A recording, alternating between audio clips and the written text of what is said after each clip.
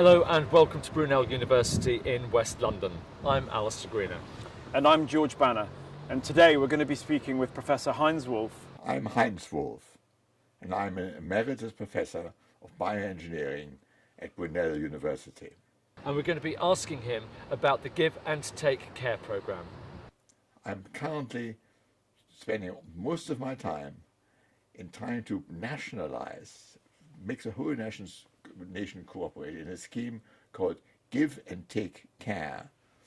And the purpose of this is that we are facing an increasing number of frail elderly people who need caring, but there isn't really enough economic resource or enough people to do the caring.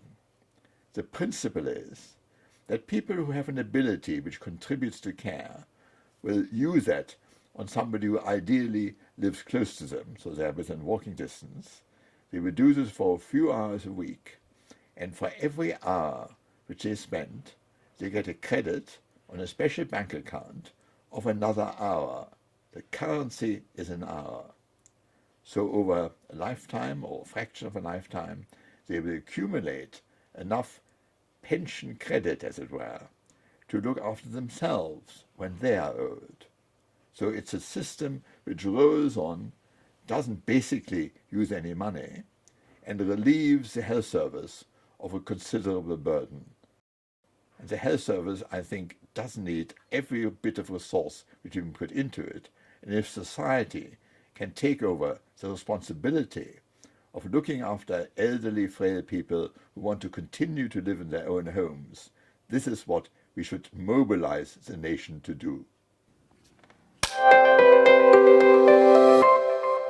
You talked earlier on about the currency, GATs, GATs. How's that actually going to work if it hasn't even started yet? Well, do you mean how does the scheme work with nobody actually having any GATs at the moment, so that you couldn't get going? I will do exactly the same things the Bank of England has been doing by issuing free GATs, giving them to people possibly under the direction of social services who are in particular need and are in danger of having their support withdrawn. And this starts the whole thing off. And there's no money involved in this actually. Nobody actually is damaged by it until the very unlikely event of the scheme coming to a stop and people having GATs which they can't spend. And as part of the policy that there will be a gradually building up a fund so that people who should have unspendable GATs, if it ever came to an end, can be compensated in some way. But we start off by giving away free GATs in exactly the same way as a Bank of England prints money. So who's going to get these free GATs? Well, let us imagine there's a town and there's a Department of Social Services, and the social service identifies people who, because of economic reasons, will have to suffer a reduction in the amount of care which they actually receive. So they come to us and say, there's Mrs. Jones, we've been giving her 15 hours so far, in the future we'll only give them 5 hours. And we asked that this person to be referred to Give and Take Care, and she will be the subject of having a free issue of self-printed GATs, which she can use to buy her care from the next generation. What's the inflation of the GAT? Well, there isn't any inflation. That is the beauty of it. That if you buy yourself a money pension, however well the investors do, the money may still be eroded by inflation, and your pension, your money pension, may actually be less than you've anticipated. This doesn't mean that you shouldn't have a money pension, but there are dangers. If you have a care pension for which the premiums have been paid in hours, you can't inflate or deflate the hour. It's always 60 minutes, and because it's hours, it's not actions, it's not breakfasts or bottom wipings or anything of this kind.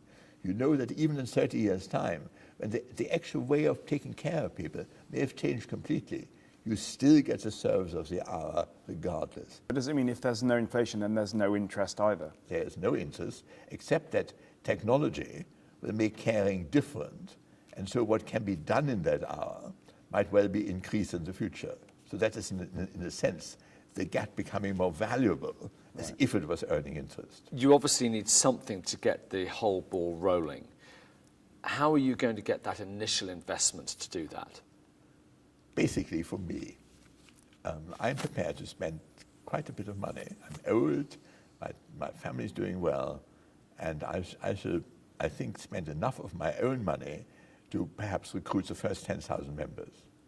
By that time, not only will it have a certain amount of credibility, but also investors or lenders in social enterprises will be ready to lend or give, lend preferably, because I feel this is not an organization which beggars, it's an organization which is self-contained financially, and its income generated internally will always be sufficient to either service a loan or repay a loan.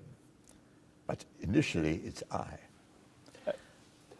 One of the things that dawns me is you've invested a huge amount of time and effort and now money into this. Have you got any model or anything that you've based this upon that is working already? There are big charities, but the big charities work, of course, without reward, and there is a degree of involvement which depends on the willingness of the volunteers, and I think there are certain concerns about doing some of the less pleasant jobs. I would like Give&TakeCare people also to do the less pleasant jobs. And we've done a bit of investigation to find out that people will do the less pleasant job as long as they know the people, which is interesting. They will wipe somebody's bottom who they know, but they won't wipe somebody's bottom who they don't know. So this is an interesting social effect which we will get from this. But I think it is perfectly possible, giving the investment of my own people who I know are already interested in this, to get to a critical point of having a number of credible members, and I reckon this is between 10 and 20,000, when the system becomes viral. When people in Winchester who have the system, the next door county says, why don't we have this opportunity to make some kind of arrangement for our future? And once that happens, we are off. It will go viral. You spoke earlier about needing, trying to get other investors on board. Would they get a return on their investment? Yes, the organization is going to be CIC, a community interest company, and community interest companies are allowed to distribute a certain proportion of their surplus to pay a modest dividend to an investor. Okay. And I see no difficulty in this, but I would foresee that relatively quickly, when the cash flow inwards becomes sufficient. So you're at the point now where it's starting to move ahead, you're coming up with these ideas, you want to get investors on board. How far away are you from the whole process beginning? Well, the whole process will begin with me having some more people and persuading a number of charities who are interested in the health and welfare and the quality of life of elderly people to offer this to their members as an additional service. It's really like offering them insurance of a particular kind. There isn't any intention at the moment to have Give&TakeCare freestanding units with an enormous amount of effort. We would like to offer this like an insurance company to existing members of existing charities who want to make some kind of provision for their old age. And I should imagine this is not going to be very difficult, because the day after joining, they were doing exactly the same thing as they did the day before.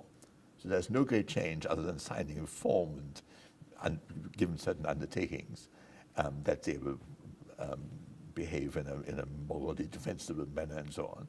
So I think we could get started quite quickly. And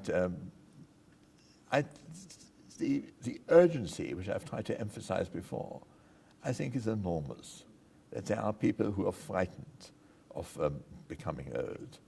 And there are people who perhaps haven't realized how much a little bit of love, a little bit of empathy, a kind hand, what tremendous difference this can make to a person, and who will enjoy doing it once it actually happens. So this makes us a better society, a kinder society, a more loving society, a society who knows each other and compensates for, to some extent, for the fragmentation of families.